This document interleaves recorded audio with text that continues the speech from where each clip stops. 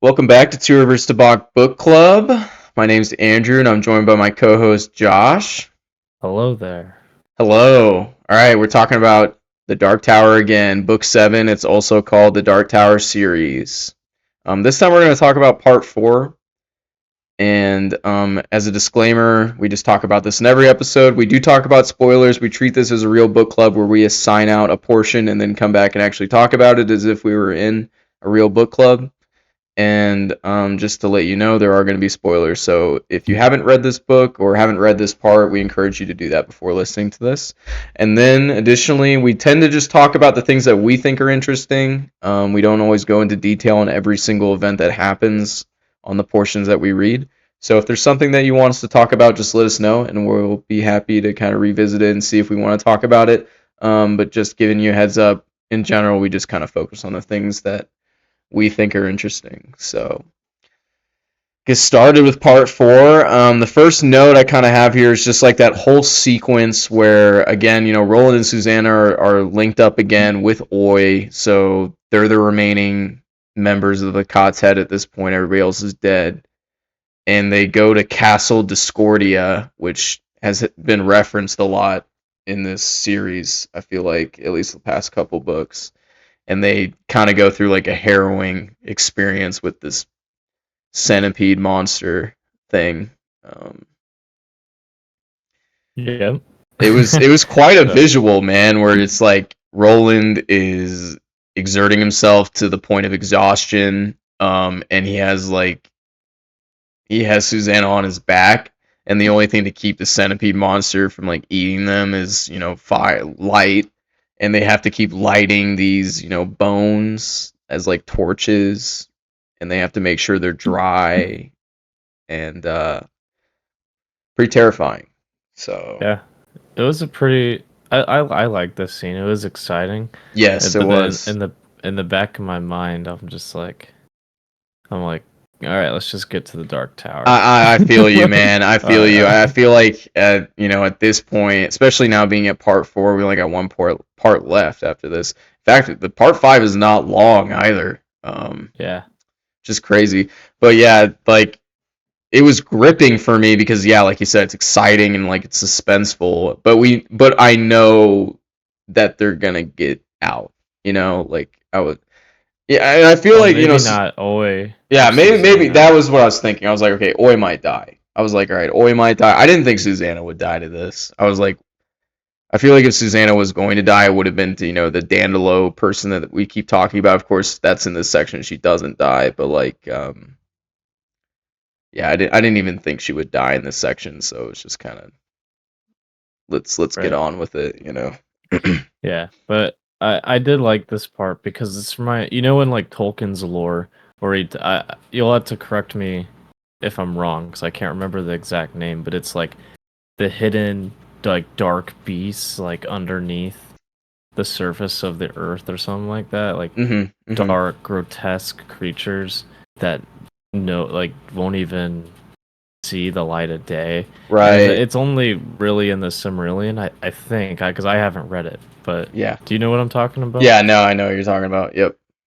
Yeah, so what are those called, do you I have no remember? idea. I can't remember. Yeah. Yeah, but anyway, it's like those creatures is like what I thought of when they're like running from this thing in Discordia. So I was just like, that's cool. But on the other hand, I'm like, so like, how did you picture what was going on? Because like in my head, for some reason, so it's like pitch black. Yeah. They're like running in absolute darkness, following Oi. I don't know how they're even doing this with I mean, I don't is there like a little light or is it like pitch black? Like how are they even grabbing bones and shit besides like feeling it? Mhm. Uh and then are they so is it like a medieval town so they're kind of just running on a street and there's like big buildings on the sides and then this big creature is just running behind them? Is that kind of what you thought of or like what did you Yeah, kind of like imagine? that, and then yeah, it was kind of weird where it was like you're saying, it's pitch black, and they can still kind of see I guess like their eyes would adjust after a while, so that's maybe how they kind of saw it, and even I guess even when they talk about when they light the first torch thing or whatever, it like blinds Susanna a little bit because it's so fucking, dark in there.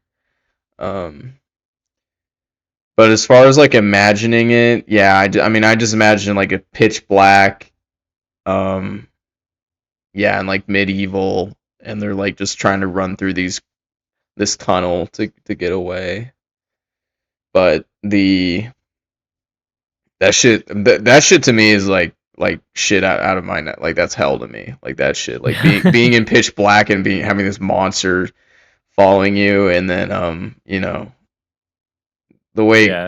the way Stephen King describes it is, and I was wondering when we get like more monsters like this, because like I know he would talk about in previous books how like there's monsters that would just like drive you insane, even just like thinking about them, and or like trying to conceive what they look like, and like this Yeah. definitely like kind of fits that more of that perspective.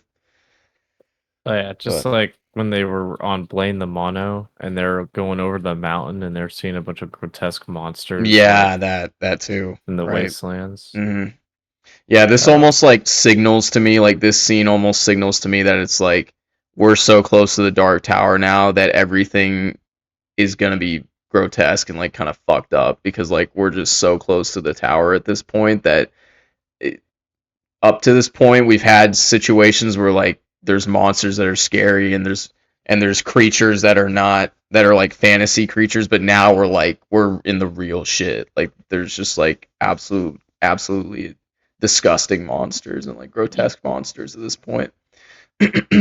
yeah, I like when Stephen King was describing this monster. My first thought was just like, please, for the love of God, I do not make it a giant penis. Like, Right? please, Well, when he was saying it was like wet and shit, I was like, oh no. I was like, It's like no. I was like, here we go again. I'm surprised he didn't put a dick on this thing, honestly. I'm surprised. It's like because of he's obsessed with cock, which is now making us obsessed with cock. Already was my guy, so I'm just joking. Already, Yeah, I'm joking. But yeah, no. always has been. Yeah, So that was a that was a Mice and Men reference right there. there you go. Anyway, but like, uh, yeah, I guess it's really all I kind Yeah, of had for that's this pretty much scene. it, honestly. Like, yeah, it Really, was just yeah, it was cool. It was fun because it was like gripping. It wasn't like a boring scene by any means, but it was also like, all right, I know they're gonna get out of this shit. Maybe Oi will die. I know Susanna's probably not gonna die. Like, just get out of this shit. And then the next scene, it's almost it very much is kind of setting up again like we're so close to the tower, we're gonna encounter all these weird ass beings, like right before we get to the tower. It's almost like the last few challenges before getting to the tower. It feels almost like a video game, like a RPG, where it's like you got to go through these last few enemies to get to the boss or whatever. But they have the two shape changers, and he kind of goes with like a Sigmund Freud like angle with it, where one of them represents id, one represents ego, and I think there was another one that was the super ego. yeah. And like if you're not, I guess if your viewer's not familiar with it, it is like the devil side of you, and ego is like the always good side of you, and then your super ego is like your consciousness, and your super ego is constantly trying to balance between the two. um so they have like a conversation and stuff, and I guess like I was kind of confused by this scene a little bit. Like they have a conversation, it was kind of confusing because like the id and the ego changers keep talking back and forth. And I guess they try to get him to like eat something or whatever, right? Like they Well, try to trick him to eat like so rotten they're trying food. to kill them. So they have like guns and stuff hidden in the Oh basket. So yeah, when they okay, let their yeah, I guard remember down, now. they're gonna shoot them. So they're using magic to disguise themselves Right. as a as this creature, and then they disguise the food and all that as as good smelling like chicken and beef and Mhm. shit. Mhm. So uh Yeah, they're just using magic to disguise them, and then because even like there were scenes where Susanna was like, I know they're lying. It's like, but like it looks like they're with my eyes. It seems like they're telling the truth, but I know they're lying. And even like Roland says, like the greatest temptation will come right before victory. Yeah. And so like she like they're thinking about. Good thing Roland said that because if he didn't, I think Susanna might have gave in at the end of it when they decided to shoot them. Right. Uh, but yeah, I mean to be honest, like they should have known this was bullshit. I mean, It come was on, like this is very obviously a trap, like yeah, from the pretty beginning. obviously. So, And then yeah, I mean, even Roland kind of talks about after they get rid of the, I think they call it glamour or whatever, like the mirage. yeah. And then the one of the guys is like on the council or whatever for the Crimson King, and Roland was like, "Did you really think that was gonna work?" And he was like, "No." But we had to Well, try, and I was like, and "Okay." I really didn't like because some of the other scenes in this book, I've just been kind of like, oh, let's hurry up and get to the Dark Tower. But this was one of those scenes where I actually liked it. Like, I'm like, we can stop here for a bit. This is hilarious. Like, It I actually was did enjoy this part. it was funny, and I Uh, did like the angle with like the Sigmund Freud angle and like them talking over each other. But yeah, it yeah, was like so obviously a fucking trap. play is just yeah. Mordred is a hungry. Mordred is hungry. Do you do you remember that the old guy's name in here, like the one they didn't kill? I can't Because I remember. thought Yeah. his name like initials were like RF. I thought like kind of like Randall Flags. Like so it was like a Uh. different name. It was like, Uh. but I can't remember because if it was RF, which I'm afraid to Google just because we're so close to the end and I do Yeah. not want spoilers, so I'm Right. not gonna do it. But like his I'm pretty sure his initials were RF, which brings me back to the Wind Through the Keyhole. And if you've been following these books like with us, we read those, so but anyway, uh there's a part at the end with like the tiger and everything when it switches back into Merlin. And before that you like see on the tombstone you see like RF and I forget what the other ones were. Oh. The other initials were, but I was like, could that be a reference to this guy? Because this guy did worked under the Crimson King and in the Dark Tower and shit. So That's maybe him and the Crimson King were the ones who imprisoned Merlin. that's impressive that you remember that, man. I would not have remembered that. It probably is, honestly. It probably is. I'm excited to be able to like not only to obviously to see the ending of this, but also to be able to look shit up. Like Right? Yeah, because there's like 7 books here. So when we like have a question, we could be like, oh, we can just look it up and it'll, be able to talk about it in the video. But like right now, if we don't remember it, it's like I'd have to go search it through the audiobook to find it. yeah.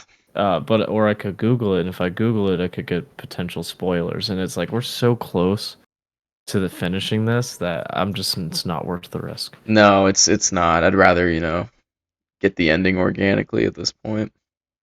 Yeah. But So yeah. so yeah. So we'll see if so that just had me thinking about the Wind Through the Keyhole because I know I told you that I think that fairy tale is like true history, but is like distorted. Yeah. Like the Right. events, like the main events happened, but maybe not the exact way it happened. Yeah. No, But they got the definitely. gist. Kind of just. So that's why with the initials I was like, huh, that's familiar. Because at first I thought it was Randall Flagg, but then I'm like, as the story progresses, it doesn't really make much sense. Yeah. Right. So No, that's a good callback. I didn't even think about that. guess we'll see. We'll find But yeah, out. then Mord Mordred Mordred's fucking is eats the guy. yeah, of course. Mordred's a hungry. It's like they leave him Mordred's alive, and it's hungry. like obviously Mordred's gonna fucking eat him. Like they know Mordred's Yeah, behind him, so they, like they know Mordred's gonna eat the guy. They he's just don't hungry. give a So fuck. yeah. Mordred is a hungry. He's a hungry. This shit cracks me up. This Yeah. shit sends me every time. Every time Suzanne, Oh, like yeah. in this part, especially when Susanna's just thinking about it and randomly, she's just like, "Yeah, Mordred's a hungry." It's like just It's sends so me. funny. It's really I funny. love it. Um, Uh, but yeah, because it's saying because I think by saying Mordred is a hungry, it honestly just makes me think of a baby it does. because it's It doesn't make him intimidating. It makes me just think he's like a yeah, little bitch, you know? right. Like, But like because like he is still like a baby. yeah, he's I still mean, young. because well, with like human years, I guess like he's still like a little kid. Yeah, But so it's like when they say like Mordred is a hungry, it just remind it's like by saying it that way reminds us that he's really not that old and does he might be intelligent, but he lacks experience, and even yeah, Roland calls him he out does. Yeah, he does calls him say out on that. that. Yeah, later in this. Yeah, It's it's like the difference between like reading a book on how to drive a forklift versus the person who has actually driven the forklift. It's oh like, yeah, yeah, the guy who absolutely. Yep, read a book on it will know more about it, but when it comes to the practical use of it, they may not be that good at it. But the absolutely. person who's been operating it knows it a lot more because Roland may not be the most intelligent, but damn, that guy has some experience. He does. He does. And his humor is so fucking dry that I love it It because I is love like the dry humor. driest shit. Yeah, it is funny. Uh, so so yeah, I don't think Mordred is it anymore. Like I think Pennywise is just going to be like a demon like Mordred. Yeah, so and we're gonna get into that when we get to the Dandelo part, but yeah, I don't think he's Mordred, or I don't think he's it at all now. Like I don't even think he's really necessarily related, especially because of this Dandelo section, which we'll get into it when we get Yeah. there. But yeah, no, Oh yeah. Well, even I guess even in like the last section we didn't really talk about it, but like when they're yeah, talking about in that Rose Tower about having all those people who read Stephen King's works and shit, they don't mention it. And that book was written in like what, the 80s yeah, it was in or one of his something? older works. So yeah, Yeah. good point. So it's like for them to not mention it and like cross reference their adventures, it's like they have to have known, like they know about Mordred, so it's like how the fuck did they not recommend it? Exactly. Yeah. If the Stephen King lore masters are not trying to call that out, then Yeah, we're not Stephen King lore master levels. So right. Like I've only read a few books by him. Like I haven't read most of his shit, so yeah. it's like but it's like it is basically the same monster that Mordred is. And how did they not mention it? So that just by that makes me think that he's not Pennywise. Well, I think Mordred's definitely got some shades of it, but Dandelo, for fucking sure, and we're gonna get into that in a second, but for Oh yeah. fucking sure is like at least this. Yeah. Well, I mean, we'll get into it. At least the Yeah. same type of demon. Demon, yeah. Yeah. So But like before Dandelo, we can just I'll like quickly talk about yeah, the we don't have to part go. before it Right.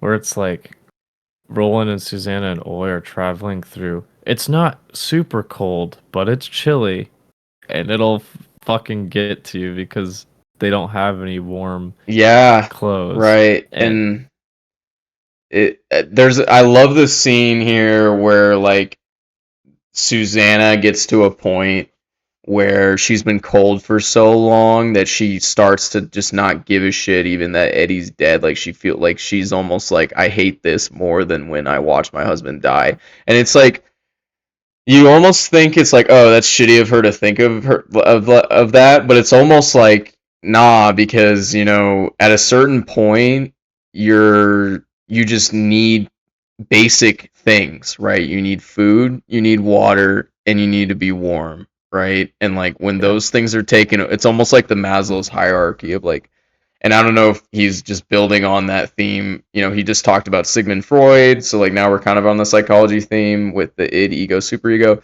and now we're almost kind of like talking about Maslow's hierarchy, where it's like if you don't have your basic necessities, uh, you know, taken care of, food, water, warmth, shelter, you know, that's all you're going to think about. You have to take care of those things before you can think about higher level things. Like you're not going to be able to think about relationships and other shit before if you don't have those things like Yeah. sated or whatever. So that Well, was interesting.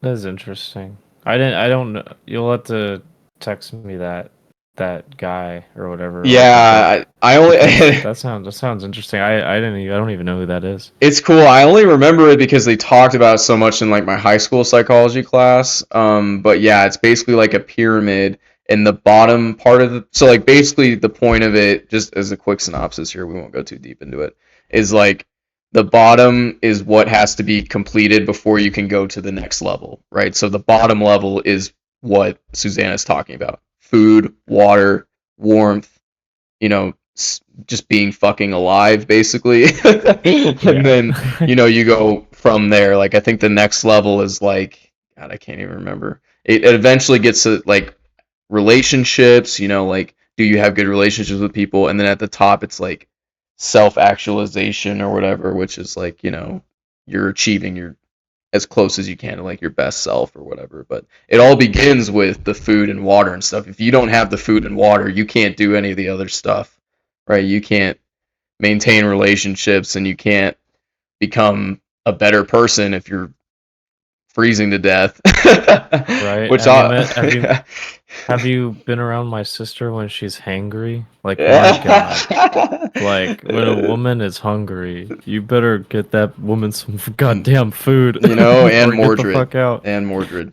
Oh, So he's Mordred is a he hungry, subscribes to that pyramid. But right? yeah, no, I mean, and I Stephen King obviously explores dark emotions constantly throughout his books. So I thought it was interesting for him to explore the idea of like I am so cold right now and I've been Mhm. cold for so long that I just don't care about anything else. Even my dead husband Yeah, right now, like I'll literally do anything just to not be fucking freezing to death right now. Which yeah, just kind of speaks to like your basest human instincts of like just survival, right? But right.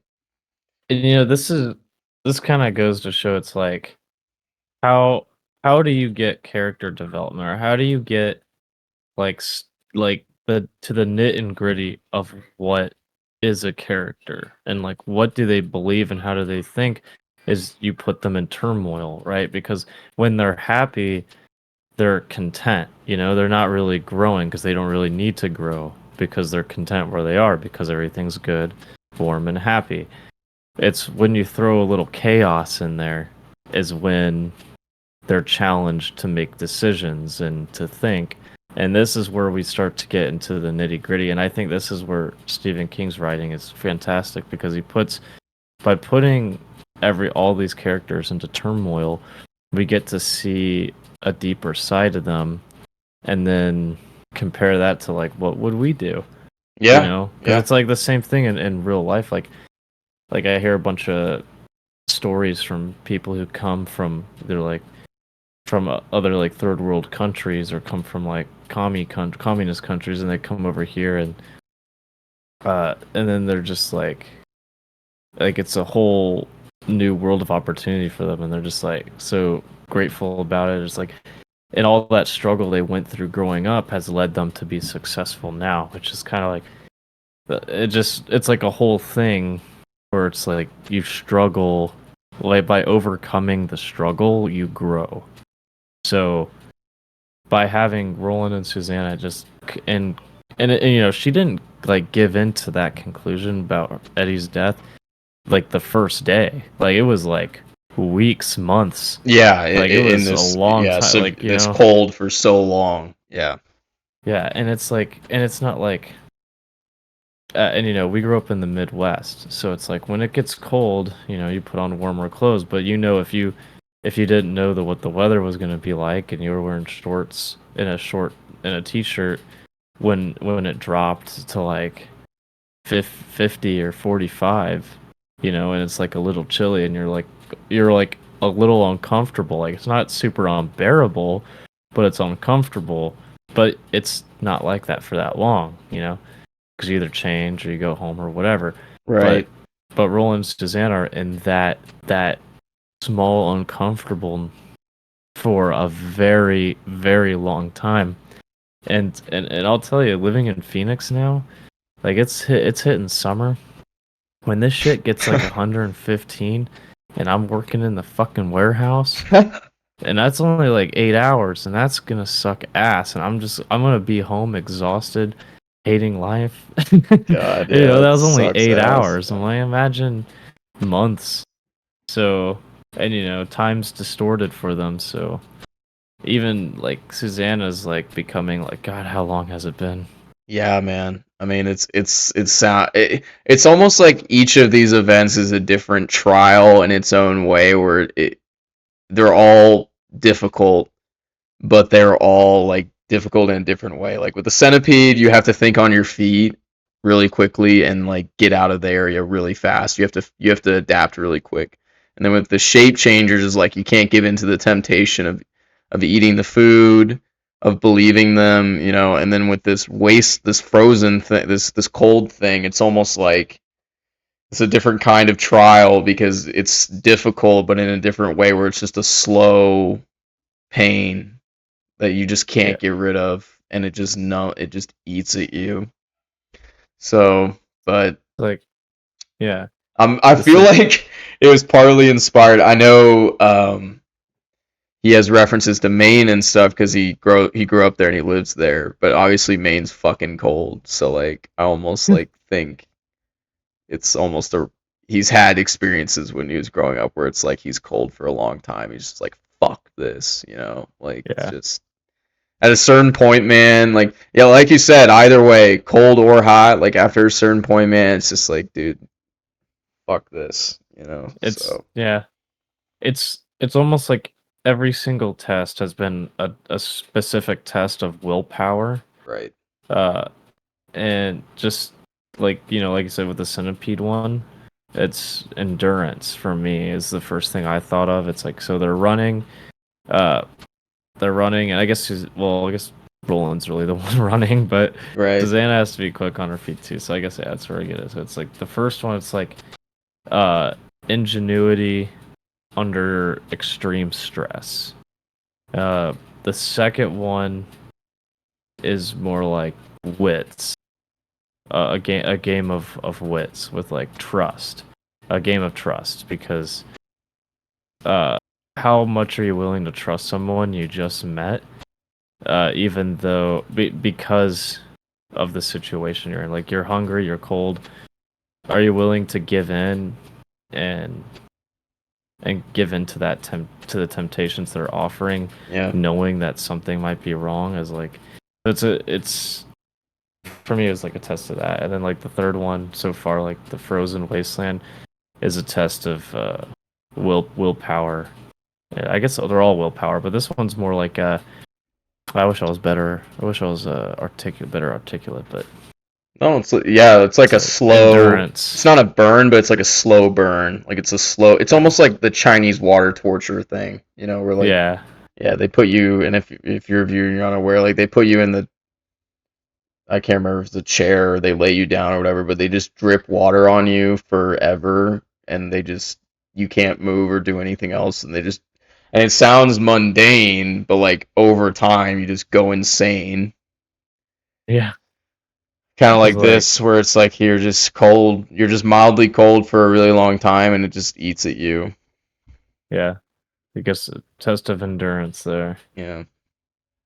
or what? But yeah, so but it's like so.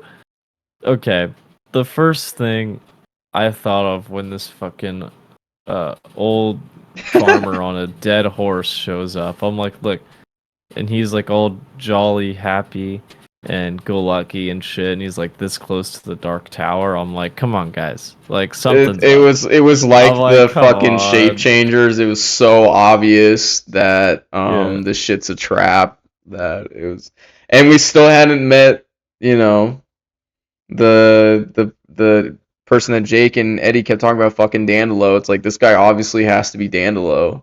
I feel like so. Yeah. Well, it's because at first I was like, "Oh, this guy's cool. He's nice." Yeah. But I'm like, but there was still that thing in me that was like, "This is a little weird having like this guy living so close to the tower, but he's old and frail, so he gives off the appearance that he couldn't fight them or do anything. So it lowers their guard. But Susanna, it's shown that she's caught him in a bunch of lies, and she's like, "Why would he lie about this? That's weird." But they seem to be lured in because of his appearance, which I guess would be another test to be like, uh, don't judge a book by its cover type of thing. Yeah. Because though he seems frail and weak throughout the whole section, he gets stronger, or like not like yeah, I guess gets stronger. Like he Mm-hmm. looks more healthy. Like at one point they're eating and he has like a bunch of teeth now, and she's like, "Huh, I swear." Like it's like one of those things to where she's like, it was so minor that she didn't like think about it, but her brain like processed it, was like, like didn't he have like not that many teeth earlier, or but it was Right. like such a Yeah. minor change that she it could be blown off as like a false memory. Yeah. And Uh, we have kind of a flip situation where Susanna is the one who actually has to save Roland because like Dandelo's like gonna kill him, but this like, and I guess we can go ahead and just talk about it now with like it, but in this scene really makes me think Mordred's not necessarily a reference to it, even though like I feel like there's similarities, because this one is like, at least to me, is like a very clear reference just because Dandelo feeds on people's emotions, and obviously it feeds on fear in the book. So to me, like it definitely made me think that this is like more of a reference to that. And then of course, in the book, it supposedly like lays some eggs to insinuate that there's more of him. There's more like demons like that, and they can reproduce.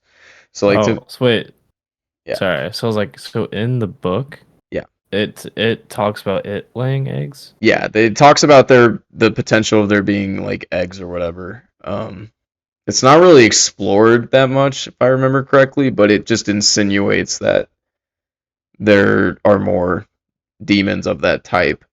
I'm curious to like, I for sure on this. I feel like the lore masters would ask Stephen Yeah, King, like if it's a reference to that. So I wonder, like after this book is done, I might like look it up and see if Stephen King has said anything about it. But like to this to me is like very clearly at least inspired by it. yeah. Because at first the two things that got me about thinking that this is And then he's a that clown, this obviously. But yeah, yeah, well, the clown, yeah. So yeah, it yeah, was the clown and how it feeds on the emotions. But yeah. so I was thinking, it's like, so with Pennywise, like he would scare them so that they're more scared, but then he would just eat them, right? Is But like this guy doesn't really eat them, he just eats their emotions. Right, yeah. So So I don't know if he's like necessarily the same type of demon, but like definitely like a reference. At least the clown part and like the feeding on, because yeah, like you said, Pennywise will eat them, but he does get stronger from like fear. Like the more you're afraid of him, the stronger like he yeah, becomes. So like it's this, like, but yeah, go ahead. oh, sorry, it's like with this one, it was like the more you laugh, the more you Right, find him yeah. funny, the stronger he Exactly. gets. Yeah. So just So similar but like different emotion that he's feeding off of. yeah, But obviously like when they find Patrick the kid, Patrick Danville or whatever, like he didn't just make him laugh, it seems like he also made him like cry. Like he fed off of that too, I yeah, guess.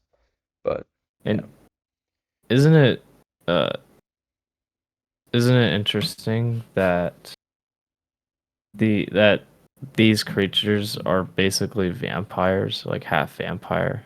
And some of Yeah, these demons are like created as vampires. And I'm like, so this is like Stephen King's kind of take on vampires. So it's like when I look at it, I'm like, okay, that's just a variant of vampire. And it's yeah, like, and then in true. such a way it makes sense because what does a vampire do? It seduces you and sucks your blood. Like so it drains you of life, which is what basically like what vampires Yeah, do, you know. no, So looking at like these the it and like the and then the standalone creature is they do what vampires do. Like it lures you in with a few laughs, but and fear. So it lures you in by scaring the shit out of you and then sucks the life out of you. yep. This guy lures you in with comedy, makes you laugh, and then sucks the joy out of you. Or when he makes you cry or whatever, sucks the tears out of your sockets, your eye sockets. Yeah, that shit But was fucked, man. That shit yeah, got really dark. I was like, what so, when she was like in the bathroom and she like she thought she heard like muffled like crying and shit. I was like, oh no. I was like, this is gonna get really fucked up. yeah, I mean it did. So, so, so I like how Stephen King will take a monster and then add to it. So it's not Hmm. like like you read Twilight, right? And it's like, oh, it's just gay little vampires or whatever, glow in the sunlight or whatever. You know, it's like at least they did something with it. But or like Bram Stoker's Dracula, amazing, absolutely amazing. But It's if like the every OG, single you know? yeah, he's the OG, yeah. So it's like if every single person wrote their vampires like Bram Stoker's, then they'd just be kind of like, okay, we've seen this before. And Bram Stoker's done it better. Let's be honest. So Yeah. I don't know if you've read Bram Stoker's Dracula. No, I haven't yet. Yeah, it's amazing. Yeah. But there's some parts that are a little boring when it gets to Mia, but it's whatever. Just shrug past it. Or what the fuck her name is. But anyway, uh, but like I like basically what I'm just trying to say is I like the way Stephen King is adding to the vampire stuff, but not all the vampires are the same either. Like now there's like different variants. Or maybe Pennywise for one could feed off people's laughter and all this other stuff, but just prefers fear. Yeah, that's a good point because they do also talk about like the potentiality of like different emotions having different flavors or whatever. Like, Yeah. one's chicken, one's beef or whatever, like depending on it's like laughter. But yeah, maybe Pennywise could, like you said, feed off other ones, but just preferred the taste of fear to the others. Yeah. So it's interesting.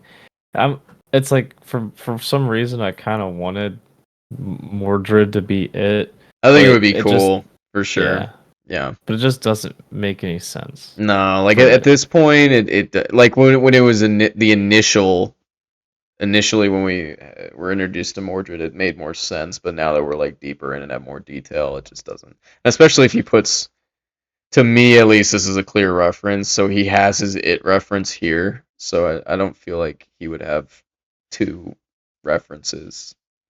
But Yeah. but maybe I don't know. It'll I definitely be something I'll look up like after we're done with the book. I'm curious for sure.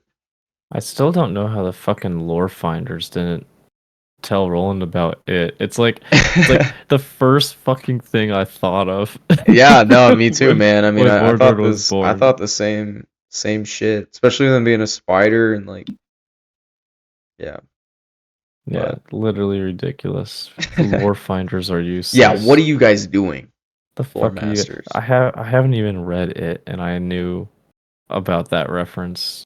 Like, what the fuck? They supposedly ever, if they've read every single thing, when the fuck did Into the Tall Grass come out? Oh, I was like, never mind. That was way Yeah, past this. yeah. They're like, Roland, you think that's weird?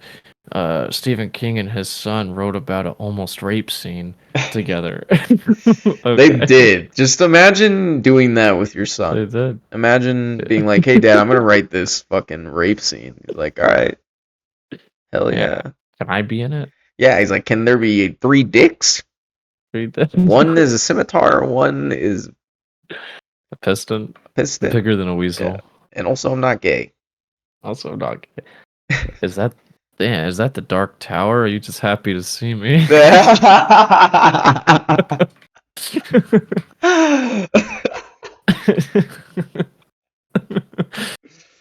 That was really good. I'm crying a little bit. That was good. I, Oh my god.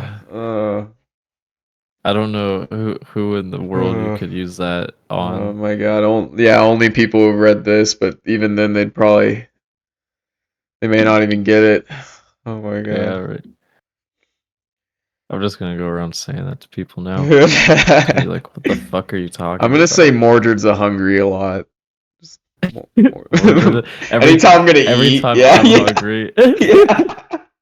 When you're Mordred is going a to hungry. eat. That'd be so fucking That's so funny. fucking funny. Holly's just gonna be like, shut the fuck up. Yeah, like, shut up with that nerd shit. I'll be like, "Arr." Just shut up with that nerd shit and come play trains. Yes, Or whatever the dude. fuck that game's called. Dude, the train game, and then Train train games is fun. Stressful, but very fun. yeah, it's one of those games that makes you hate your friends. Right? I don't know, we were doing We pretty good actually when it was balled just though. us Yeah, two. no, when I played with my brother though, we were horrible. But yeah, we balled when we played. Ah, Oh god look damn it. good. Yeah, we're not talking about Dark Tower anymore. We're just Yeah, gonna talk about nah. this Nintendo Yeah, Switch game. exactly. Just have a mid review. Uh, but yeah, I thought so. Do you think Susanna has like what is it, like cancer on the mouth or like what the fuck? Yeah, so it was like a What the blood fuck is sore or this? whatever, and then she talked about like how she knew someone who had a similar thing, where it like was gonna spread to the rest of her mouth. Yeah, I don't know like what's gonna happen with that if he put that in there because that's how she's gonna die, or if he only put that in there for this scene because To be obviously, gross? yeah, or just to be disgusting because yeah, like when she pops it, it's just like ugh, it's like, god damn, man. Like if they ever make a live action, like if they ever make it, like we're gonna have to watch this scene. It's gonna Dude, be it's fucking crazy that disgusting. you thought that same thing because I literally thought the same thing when I was like, when she Yeah. popped it, I was like, man, if they made a show of this and like showed that, it needs Uh, to be an HBO show if they were to yeah. do this. But Well, it's gonna be like earlier in this book with the Breakers, there was that guy who was like one of the security guys guarding the Breakers. He had like another guy was like eating his boogers and shit. yeah, it's just I'm fucking, like, you want to see that in live action? It's gross as it's fuck. fucking disgusting. Yeah. Uh, But it's at least, necessary for this part because it's how she gets away from Dandelo for a little bit while Dandelo tries to kill Roland. Because she's in the bathroom while he's choking him out. So, you and know. you know, when did you start to think it was like gonna be a big problem? Because like I knew, for me, it was like Susanna caught a few lies in here and there, and I'm Yeah. like, okay, this isn't gonna be good. But when they all started laughing, I was like, ah, I guess Roland's probably just having a good time. But then maybe it's like all the trauma and stuff, you know, when you get to a certain point of depression, it's like all you can do, like the last stage is like all you can really do is laugh, Yeah. you know, Right. laugh at the situation. So I thought this was just like a point where Roland and Susanna were just so fucked that they just needed some that they'd just laugh at anything, you know, because the jokes weren't really that funny. No. Let's be honest. I mean, the way he acts, I feel like if I saw this live performance, it would be funny because of how the character is, but the jokes Yes. itself aren't that funny. It's very dry, Yeah. which is funny to me, but the voice actor did the best he could, and it was entertaining. But yeah, it wasn't till like Roland was like laughing, absolutely going ape shit, where I was like, oh, okay, this doesn't seem Doesn't seem what good. kind of set me like on notice, I guess, was like when so he introduced themselves and they're all like, "Oh, yeah, nice to meet you." And then Stephen King made it a point to make sure that even Oi like thought this guy was good. Like Oi went up and like licked his hand or whatever, and then the guy Dandelo like petted him a little bit, and that like set me off a little bit because I was like, all right, like he doesn't normally really address Oi when they're meeting a new person, and I know that he knows that like a lot of people use their dogs as like a metric for if somebody's chill or Yeah. not, you know? So the fact that he put that in there to like signal that even Oi thinks this guy is chill to me was like, nah, this guy's a fucking it's a trap. Yeah. But He's that able was to when I trick first thought, Oi. and then obviously like Susanna's like, oh, he's lying, and then from there it's like, oh, like yeah. Yeah. We get another scene with when the obviously when Susanna saves him, Mm-hmm. and Roland's just like he can't even look at her, and he's Right. like, because like out of everything he's been through and how this is the closest he's ever been to the tower and everything, and he's like, oh my god, he's like, I'm so sorry, Susanna. He's like, Yeah. forgive me, and Well, she's like, and and then it's like, yeah, go ahead.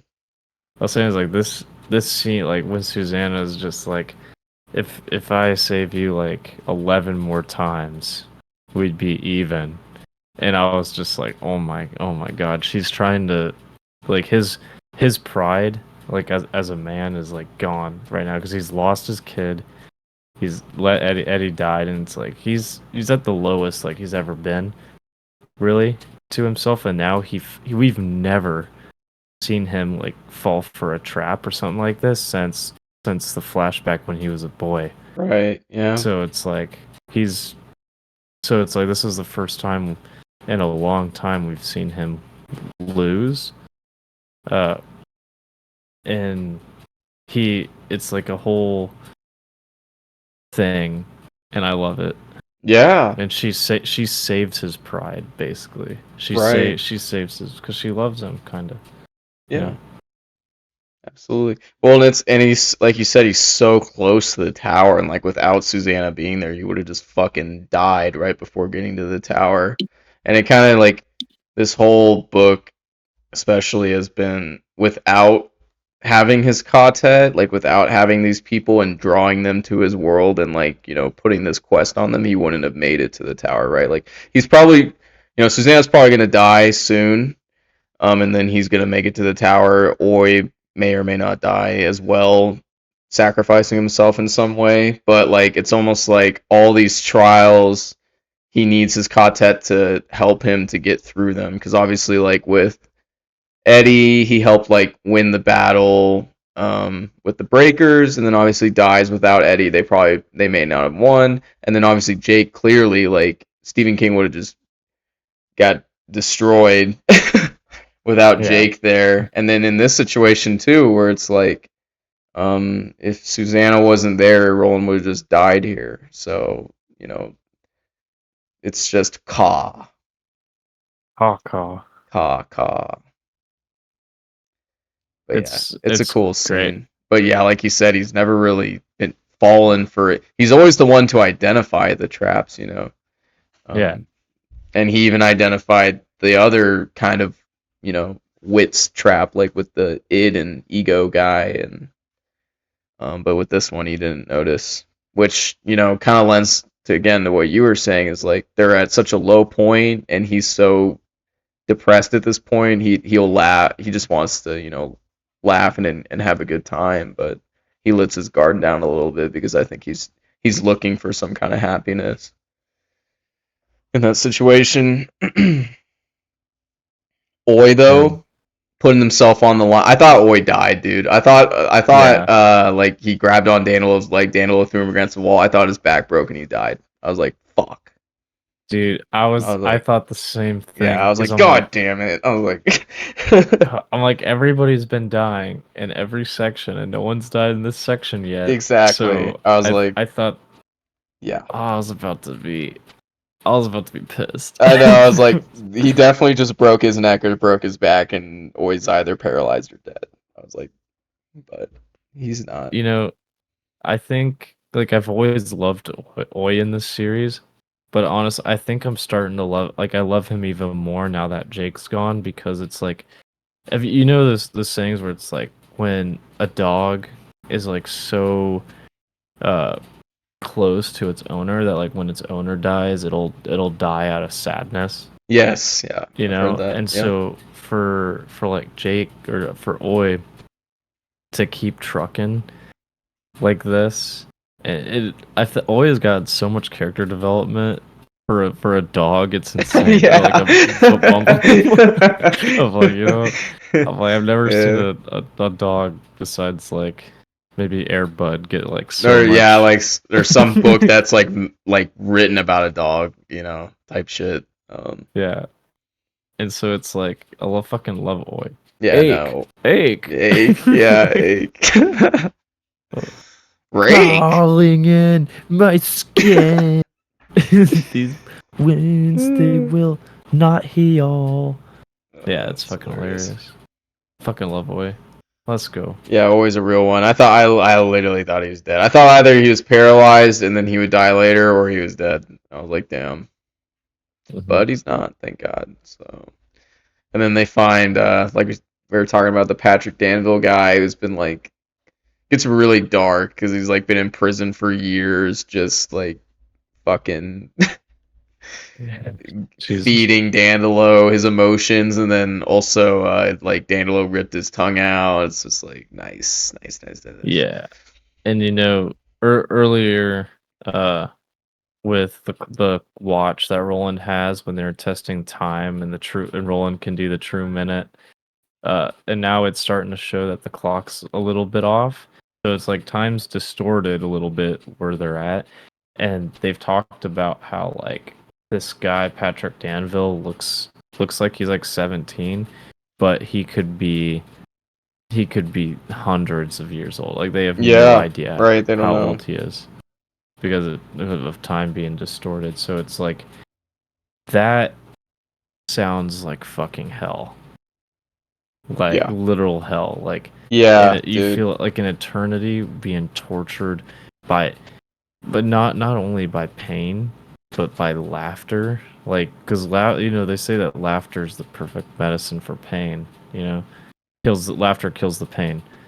And so to have laughter be used, to have your happy emotions to be used against you for something sinister is is absolutely wicked. Yeah, it's pretty dark for sure. But that's what you get with Stephen King. You explore these dark scenarios. You know, when you know what? I'm not. No, never mind. I'm not gonna say it. Nah, say it what? Nah, No, I say don't. it. I don't. I'll Okay, tell all you right, yeah, after. all right. I'll tell you after That's recording. all I right, don't want cool. to say. uh, Oh my god. but Yeah. yeah, I mean that's kind of it, right? I think I maybe you can enlighten me as well because I don't think I comprehended it that well, but it seems like Dandelo has like a ability where he can like draw things or whatever, and it it like Like draw. shows Oh things, it like shows reality or something like that. I don't no, know. you're basically so Patrick Danville is an artist, kind of like he's a good sketch. So it's like he can't talk, but he's really good at drawing. Okay. So uh, basically, he was telling Roland and Susanna and stuff what he's been through by drawing images Okay. and Yeah. comics. No, that makes sense. Yeah. So yeah, so it's nothing like magical or anything. He's Okay. just extremely good at drawing. Right. So it reminds me of like how like old animated movies were like drawn. That's kind of like or like comics or something like that. That's just kind of how what it reminded me of, just like really good drawings, and he could do it really fast. Yeah. No, that makes sense.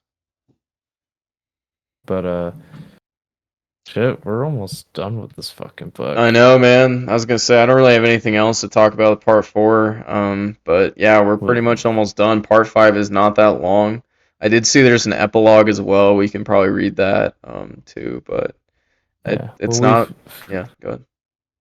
Oh, sorry. I was just gonna say, will we fucking ever get to the Dark Tower? I I know, and it's we don't have a lot left, so I'm hoping he gives the tower enough closure, I guess. Dude, I But got 4 hours left in my yeah, audiobook. same. Yeah, same. So, and part of that I'm is just, the epilogue and like I think the author's notes. It's not even like fucking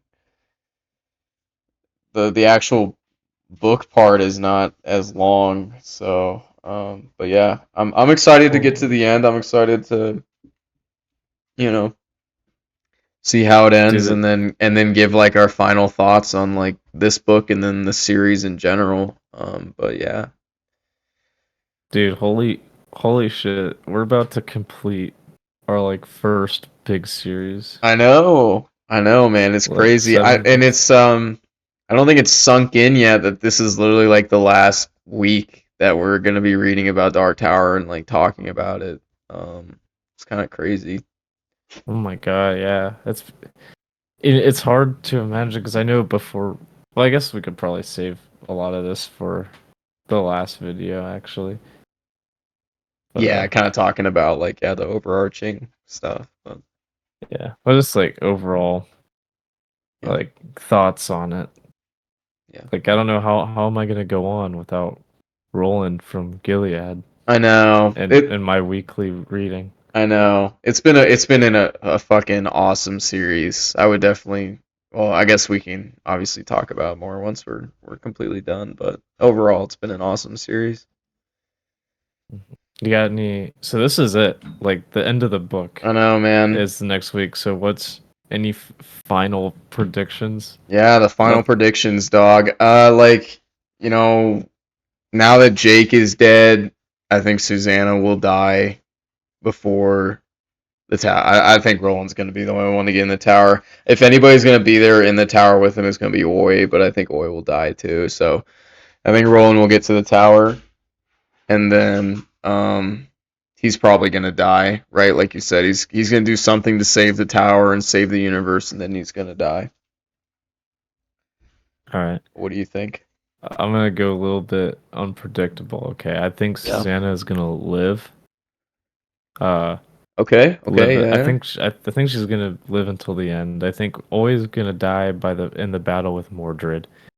Uh, and then I think that Roland will defeat the Crimson King, save the Dark Tower and all the beams, but in the process, he'll die at the end, and then Susanna will still be alive to finish something, and then she'll die.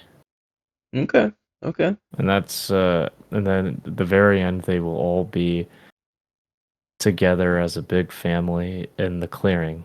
And then Roland will be reunited with the love of his life, Susan Delgado, So, and Roland, I love thee. Roland to Roland, I love thee. So I think everybody who's died will meet back together in the clearing I hope so. and live happily ever after. I hope so, man. This, like, I've loved this series, but it's definitely very dark, and you feel really bad for all the characters. Like, the amount of trauma that they endure is literally insane. So, like, it would be nice, yeah, in the end, if, they all kind of meet in the clearing and story's over. Oh jeez. And then the ending's just gonna be, and Stephen King wakes up, and it was all just a dream. Oh my fucking god.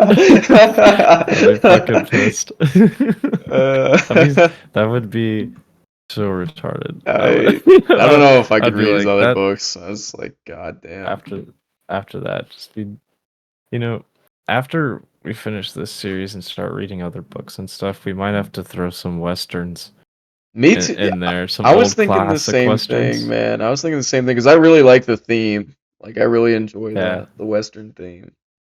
And since it's just like in our minds, we can just kind of like Like when we read an old western, just be like, okay, that's just Roland in a different universe. All right, let's Yeah. continue the story. Yeah, they always got the gunslinger, you That's know. funny. So Yeah, because now I think Stephen King's got me kind of hooked on westerns now, like cowboys. And we are Americans, so yep, and we live in we do like I live in live in those fucking states. Phoenix, so Yeah,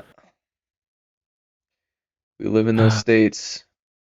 But yeah, no, I mean, I'm excited to see how this ends, and I think it's probably not gonna hit me until, after we talk about it, maybe even a week later that it's like, man, we're actually like done with that, like, because it is a big part of our book club, obviously. yeah. So, Just imagine when we finish Wheel of oh Time. my God, Like we yeah, that's but God.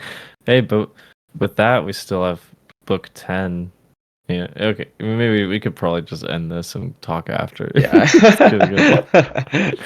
All right, I'll wrap it up here. So, yeah, we're going to finish the book next time. I think yeah, we'll finish that section and then we'll also read that blog. So we'll just cover everything and then we'll kind of give our final thoughts. But we'll see you next week.